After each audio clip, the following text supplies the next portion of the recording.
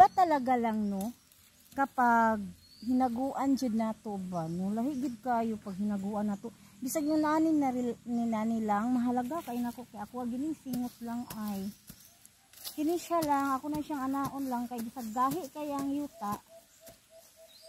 Hindi siya ako na siyang anaon kay katay naman gid siya. Na badang kahit kayo kaya atong anaon na kay baka sakali ka na dali pud kay siya nakuan ay naputol kay nahimo ana. So kini siya lang, bawal pag gini siyang kwaon. May manguha ani na munay gingo na mananghid lagi jud no, bisag asa jud ta kay unyag gi-sprayhan bitaw na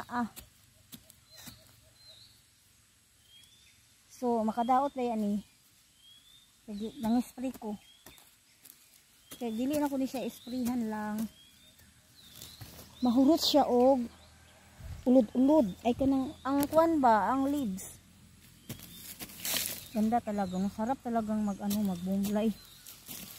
Kaya lang dami ko pang gagawin balik ko mayang balik. Ayan. So, ganyanin ko yan lang kahit walang ulan. Maganito lang man talaga ako lang pag umulan pero kung walang ulan di talaga ako kasi matigas. Pero sa ngayon kumakatay ayusin ko na lang talaga. Ayan. Sarap pa rin magbumlay kahit ano. Pero maya na lang akong hapon dito Ayan.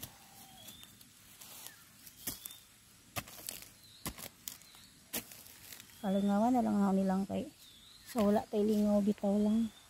Talaga lang ito lang tumutubo talaga lang kumakatay na patungo sa ano. Nako. Tumutungo padung jud aning kabunting kahoy ay. Pero magsabay itong mag-harvest Ito matagawa tayo dito kundi gagaganinin talaga natin Hahay. Mamaya ko na lang hapon yan lang.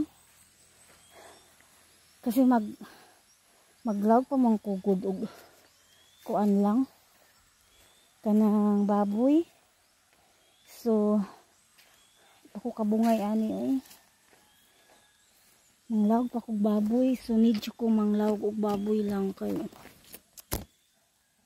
Isudpod no. So manghipos na ko sa ako ang dalon